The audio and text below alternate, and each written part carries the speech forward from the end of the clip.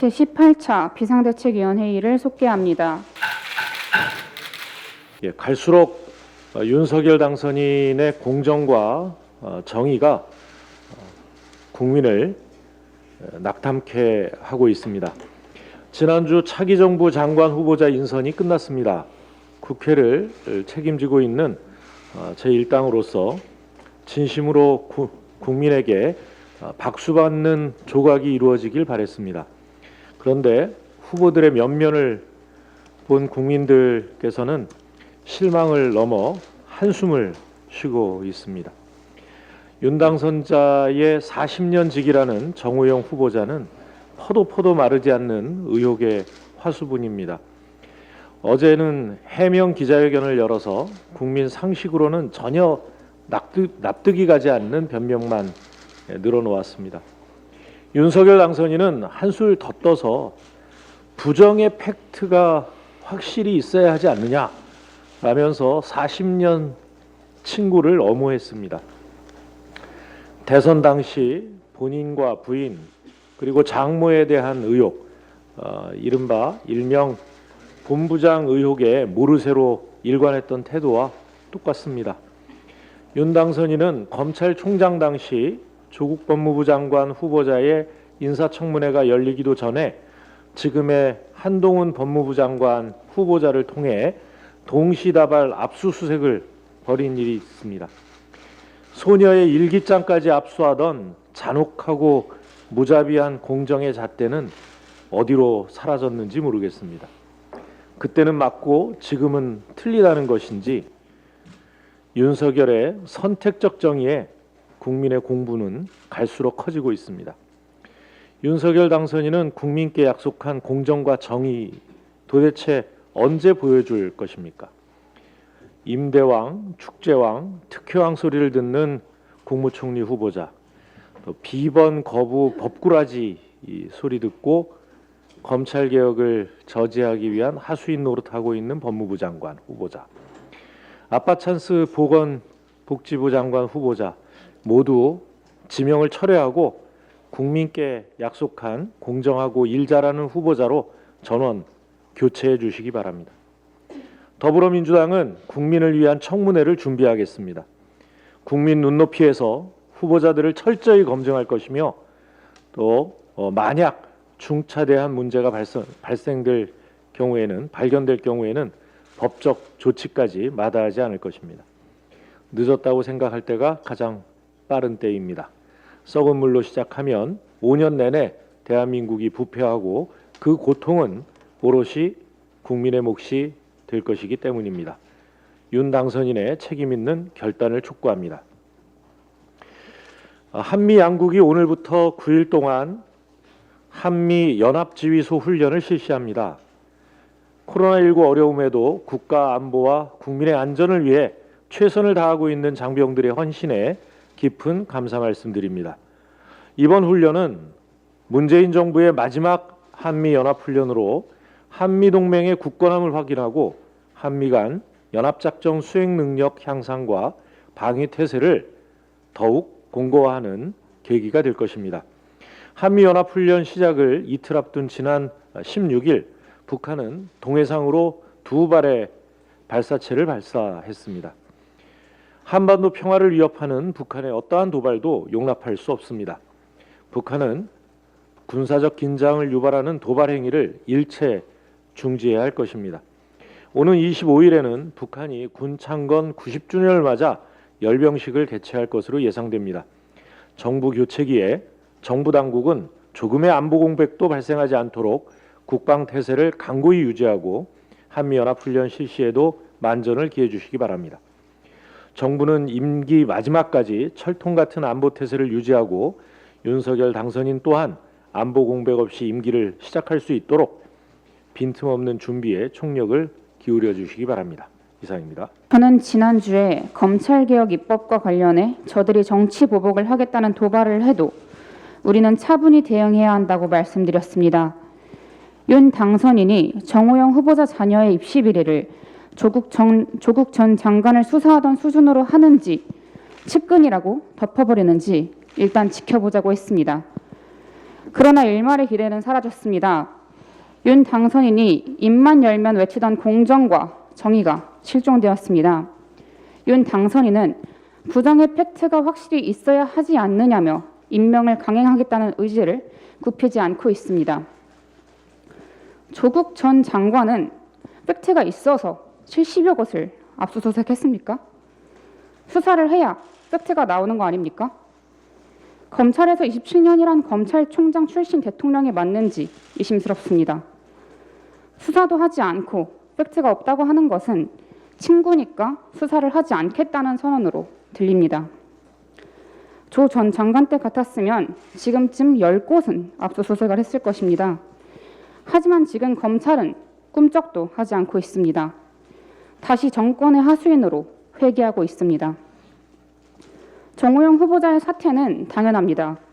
물론 사퇴하더라도 수사는 받아야 합니다. 그것이 공정입니다. 윤석열 정부의 시작이 내로남불이 될지 공정과 정의가 될지 선택해야 할 것입니다. 윤 당선인의 첫 번째 장관 인선 정말 실망스럽습니다. 30대 장관이 많이 나올 것이라더니 정작 30대 장관은 한 명도 없습니다. 18명 장관 후보자의 평균 연령이 60세입니다. 윤석열 정부에서 청년은 또다시 들러리로 이용만 당할 것 같아 걱정입니다. 인수위에서 민주당과 함께 공적연금개혁위원회를 추진하겠다고 밝혔습니다. 연금개혁은 대선 때 두 당의 공통 공약이었고 정파를 넘어 새 정부에서 반드시 해결해야 할 미래 과제이기도 합니다. 우리 당이 이른 시일 안에 연금개혁 TF를 당내에 설치하고 민생을 주도하는 모습을 보여드리겠습니다.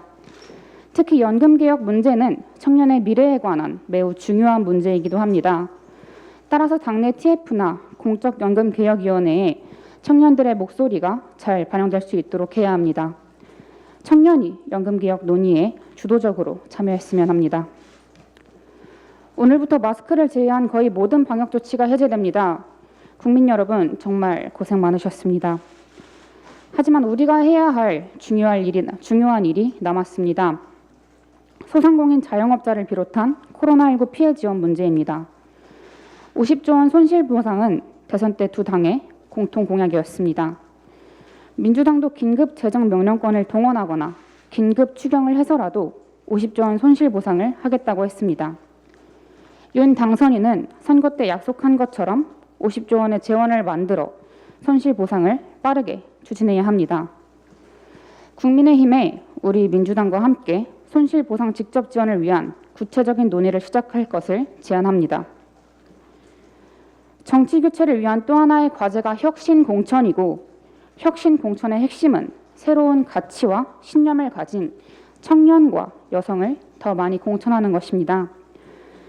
그런데 지금 청년과 여성 신청자가 많지 않은 것 같아 걱정입니다. 청년 여성 30% 공천은 우리 당이 세운 원칙입니다. 이 원칙은 가만히 앉아 30%가 신청하길 기다리라는 것이 아니라 시도당이 책임지고 청년과 여성 후보를 발굴하라는 뜻입니다. 신청자가 없는데 어떡하느냐는 말은 변명에 지나지 않습니다. 시도당에서는 좀 더 적극적으로 청년과 여성 후보자를 발굴해 주십시오. 당에서는 이 목표를 채울 수 있는 현실적인 방안을 만들어 보고해 주시기 바랍니다. 30% 목표를 달성하지 못할 경우 지역위원장, 시도당 위원장에게 페널티를 주는 방법도 검토해야 할 것입니다. 이상입니다. 김호수 검찰총장의 사표는 번지수가 잘못되었습니다. 김호수 총장이 사직서를 던져야 할 곳은 국회가 아니라 자신의 신복 한동훈 검사장을 법무부 장관으로 지명하여 검찰 친정체제와 검찰공화국을 노고라 하는 윤석열 당선인입니다. 검찰의 부당한 권력 행사에 대한 자성도 없고 국민들의 검찰개혁 요구에는 길을 닫은 채 윤석열 당선인의 검찰 장악 시도를 애써 외면하는 무책임하고 의미 없는 사표입니다. 무엇보다 명분 없는 검찰 기득권 보호를 위해 법으로 정해진 검찰총장의 임기를 깨트린다는 점에서 굉장히 나쁜 선택입니다. 권력기관의 견제와 균형으로 대한민국의 정의를 바로 세워야 합니다. 지금 국민들이 윤석열 정부를 보며 가장 불안해하는 것은 검찰 권력의 강화와 남용입니다. 지금도 없는 제도 만들고 있는 제도 없애는 검찰인데 여기에 힘을 더 실어주면 무소불위 검찰이 완전히 판치는 세상이 될 겁니다. 영화 더 킹에서 지검장은 후배 검사에게 내가 역사하고 이 나라야 이길 수 있을 거라고 생각해 라고 말합니다. 국민들은 이 대사가 영화가 아니라 명백한 현실이라고 생각합니다. 이런 검찰의 오만과 특권을 없애자는 것이 권력기관 개혁입니다. 수사권 조정을 통한 검찰 정상화는 경찰의 개혁으로 이어질 수 있기에 견제와 균형이 작동하는 권력기관 선진화로 가는 필수 코스입니다. 권력의 눈치를 보고 권력의 편에 서서 주권자인 국민의 인권을 경시해왔던 권력기관들을 이제 국민들께 돌려드려야 합니다. 수십 년 동안 대선이 있을 때마다 검찰 개혁을 향한 국민의 요구는 분출하였고 대선 공약으로도 채택됐습니다. 그러나 번번이 논의가 더 필요하다, 시기상조다, 정략적이다 라는 보수정당, 검찰, 보수 언론의 삼각 저항 카르텔에 막혀 좌절되어 왔습니다. 이번에는 매듭지어야 합니다. 국민들께서 민생과 계획을 제대로 하라고 부여한 입법 역량에 발의에 주저하지 않겠습니다. 국회법이 정한 절차에 따라 할 일은 반드시 하겠습니다. 짐이 무겁고 갈 길은 멀지만 그 절반을 차지하는 수사권 분리가 이루어지면 권력기관 개혁 속도가 지금보다 몇 배 더 빨라질 것입니다. 올해부터 당장 견제와 균형으로 달라진 검찰과 경찰을 국민들께서 체감할 수 있도록 최선을 다하겠습니다. 윤석열 당선인의 친구 구하기는 전형적인 내로남불입니다. 부정의 팩트가 있어야 한다는 윤 당선인의 발언은 산더미처럼 쌓여가는 정호영 후보자의 의혹과 허물에 대한 무책임한 감싸기입니다. 윤 당선인은 40년 지기 정호영 후보자에게도 똑같이 우정이 아니라 공정의 잣대를 들이대야 할 것입니다. 정호영 후보자의 기자회견은 자기 변명의 연속이었습니다. 걷잡을 수 없이 커지는 의혹과 턱없이 부족한 해명에 국민들이 얼마나 납득할지 의문입니다. 교육부의 특별감사를 받겠다는 것은 어떻게든 시간을 끌어 위기를 모면해 보자는 꼼수에 불과합니다. 자녀는 아빠 찬스로 의대에 입학하고 아빠는 친구 찬스로 장관이 되는 불공정과 특혜의 커넥션을 국민들은 용납하기 어렵습니다. 입시비리, 병역비리는 명백한 범죄에 해당합니다. 이제 정호영 후보자에 대한 수사가 불가피해졌습니다. 윤석열 당선인은 싸늘한 민심을 직시하고 즉시 결자 해지해야 합니다. 결격 사유 없는 후보자를 찾아보기가 어렵습니다. 인사 검증 기준과 검증 시스템을 제시하지 못할 때부터 예견된 인사 참사입니다. 윤 당선인과 인수위가 왜 인사 검증 기준을 내놓지 않은지 납득되지 않습니다. 윤석열 정부의 첫 내각은 국민의 기대와 희망을 한 방에 날려버린 어퍼컷 내각입니다. 인사 참사의 모든 책임은 내각을 친구와 동문, 신복으로 가득 채운 윤석열 당선인에게 있습니다. 이쯤 되면 윤석열 당선인이 국민 눈높이에 턱없이 부족한 함량 미달 후보자들을 지체 없이 지명 처리하고 국민들께 사과하는 것이 도리입니다. 새 정부에 대한 국민들의 불안감을 덜어줘야 할 것입니다. 이상입니다. 정호영 보건복지부 장관 후보자를 둘러싼 논란이 커지고 있습니다. 일반 청년들은 스펙을 쌓기 위한 봉사활동이나 인턴 자리 하나를 위해 수십 대 1, 많게는 100대 1이 넘는 경쟁률을 이겨내야 합니다. 정호영 후보의 두 자녀는 정 후보자가 고위직으로 있던 경북대병원에서 봉사활동을 한 것을 비롯하여 편입 과정에서도 면접관 모두가 아빠의 지인들로 구성되어 있었습니다.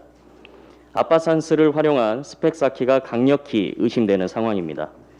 더 심각한 건 이 사건을 대하는 국민의힘의 태도 역시 공정하지 않다는 것입니다. 정호영 장관 후보자의 자녀 입시 비리 등의 의혹으로 우리 청년들의 박탈감을 결코 간과해서는 안 됩니다. 청년들이 원하는 공정한 사회와 공정에 대한 잣대가 고무줄 잣대가 되어서는 안 될 것입니다. 여야 할 것 없이 국민들에게 일관된 기준을 보여주는 정치를 했으면 좋겠습니다.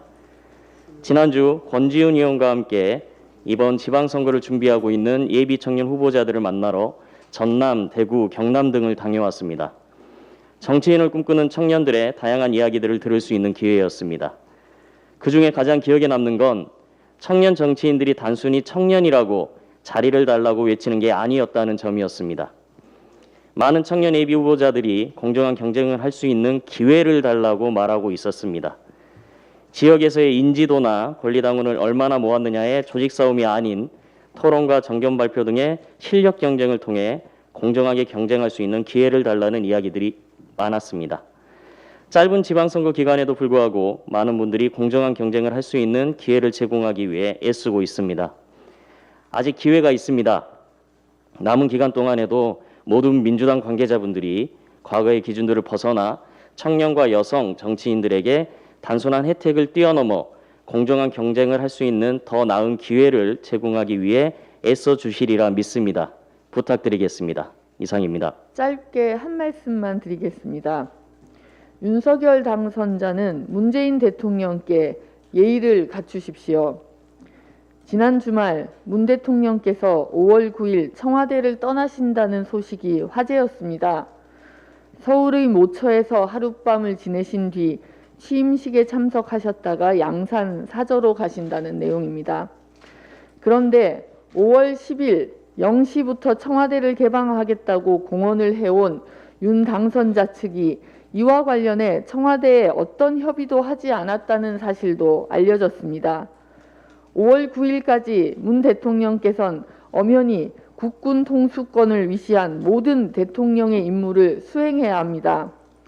이 같은 현직 대통령의 책무는 물론 경호, 안전, 동선 등은 나몰라라 한 채 계속 청와대 개방만 강조한 윤 당선자의 태도는 이해할 수 없는 일입니다.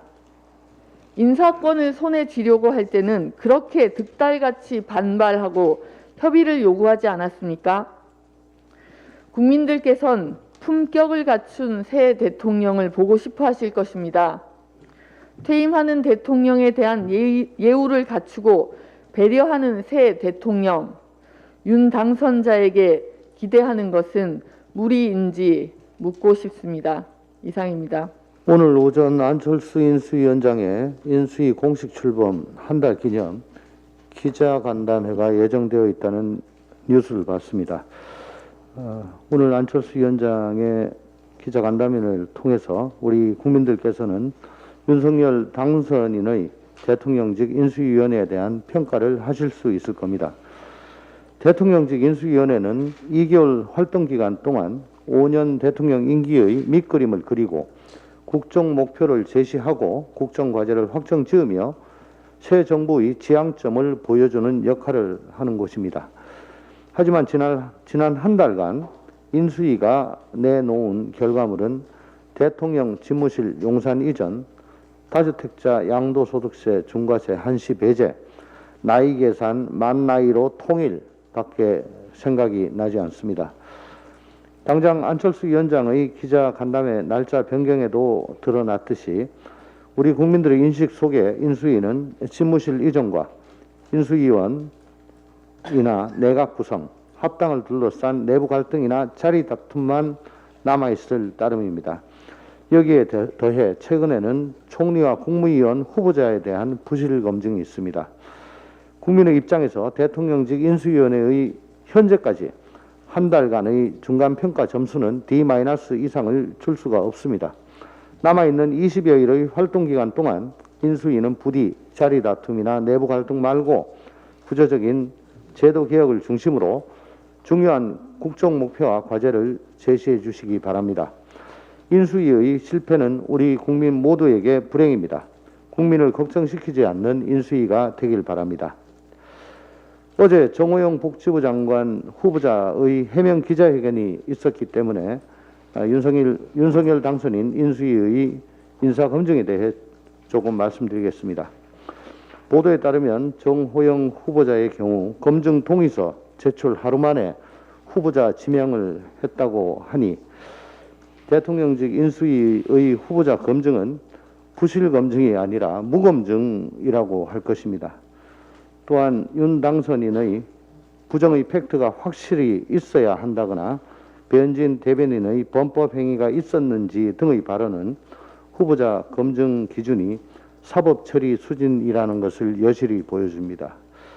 검찰과 경찰, 국세청 등 각급 기관에서 파견된 검증팀과 현 정부의 인사검증 DB에 대한 접근 권한이 있음에도 불구하고 드러나는 부실 검증 사례들은 인수위의 인사검증이 국민의 눈높이에 맞춘 것이 아니라 윤 당선인의 의중에 맞춘 것이라는 것을 여실히 보여주는 것이라 할 것입니다. 다시 말해 윤석열 당선인 인수위의 인사검증은 하루짜리 인사검증, 무죄 추정 인사검증, 답정너 인사검증입니다. 이 모든 것은 당선인이 정치 시작 후 지금까지 말한 공정과 상식, 법과 원칙, 국민 눈높이와는 정확히 반대에 있는 것입니다. 국회는 법에서 정한 대로 청문회에 임하고 인사청문 보고서를 작성할 권한밖에 없습니다. 국회의 인준을 받아야 하는 것은 총리 후보뿐이지 국무위원 후보자는 당선인이 임명하고자 한다면 마음대로 강행할 수 있을 것입니다. 그렇지만 청문회의 진짜 주인공은 국민임을 인수위는 잊지 마시길 바랍니다. 이상입니다. 지난주 김태진 비대위원과 전남도당, 경남도당 그리고 대구시당을 찾았습니다. 그리고 20대 출마자와는 줌으로 간담회를 진행하였는데요. 우선 많이 혼났습니다. 당에서 정한 목표가 정말로 지켜질 수 있게 방안들을 찾고 있는가? 혹은 희망 고문으로 끝나는 것은 아닌가 하는 꾸지람과 선거운동으로 바쁘지만 시간 내어온 이 간담회가 과연 실질적 변화를 만들어줄 것인가 하는 아픈 당부도 있었습니다. 민주당 이름으로 당선 가능성이 낮은 지역에서 다시 도전하는 청년분들의 모습에 고마운 마음과 죄송한 마음이 동시에 들었습니다. 각 지역에서 시민들이 심사에 참여하고 청년이 도전하는 비례후보 선발 공개 오디션이 시작되었습니다. 대구에선 청년 후보자들이 지역 언론과 연계하여 청년 후보자 간의 자체 정책 토론회도 진행하고 있었습니다. 고무적인 일입니다. 하지만 어려움이 여전합니다. 인지도 조사와 같은 적합도 조사에선 청년 후보들이 가진 잠재적 역량과 예민한 문제인식은 애당초 드러나기가 어렵고 면접 시간 역시 짧아서 청년 도전자들은 경선 기회조차 얻기 어려운 현실입니다. 본선에 못 갈 것 같으면 경선 전에 컷오프 되는 것이 낫다는 현실적 조언도 모르는 바는 아닙니다만 적지 않은 비용이 드는 것을 알면서도 자신의 정치적 비전과 역량을 드러낼 기회가 청년에겐 절실합니다. 이번 지방선거에서 청년 공천 30% 목표를 세운 만큼 청년 후보에게 경선 기회를 최대한 보장할 수 있도록 각 시도당 공천관리위원회에서 노력해 주시길 거듭 당부의 말씀을 드립니다. 그 외에도 선거구 획정이 늦어져 발생한 어려움, 특별당비를 비롯한 선거 비용 부담, 정견 발표 공간의 부족, 후원회 등의 실무 어려움을 지원하는 체계를 만들기 위해 노력하겠습니다. 차별금지법 제정을 요구하는 시민단체 활동가의 단식이 오늘로 8일차입니다. 국민청원으로 법이 발의된 지도 1년이 넘었습니다. 국회는 평등에 합류하라 라는 시민들의 요구를 더 이상 지나치기 어렵습니다. 민주당은 가까운 시일 내에 평등법 제정 공청회가 진행될 수 있도록 하겠습니다. 민주당 법사위 간사가 수차례 국민의힘에게 공청회 협의를 요청했으나 묵묵부답입니다. 사회적 논의를 위한 공청회 개최를 막는 것은 국민의힘이 기득권적 차별과 현존하는 혐오를 옹호하는 집단이라고 스스로 인정하는 꼴입니다. 계속해서 공청회 개최를 거부한다면 국민의힘을 제외한 다른 정당들과의 협의를 통해 추진하는 것도 검토하겠습니다. 끝으로 이번 달 초 서울에서 가정의 채무와 가난으로 한 어머니가 두 자녀를 살해했다는 보도가 있었습니다. 있어서는 안 될 마음 아프고 끔찍한 사건이 벌어졌습니다. 사건의 진상이 더 확인되어야 하겠으나 복지 체계와 돌봄 체계에 대한 점검과 개편 논의 필요성이 더욱 커졌습니다. 두 아이의 명복을 빕니다. 민주당도 긴급 복지 체계와 돌봄 체계 개선을 위해 노력하겠습니다. 감사합니다.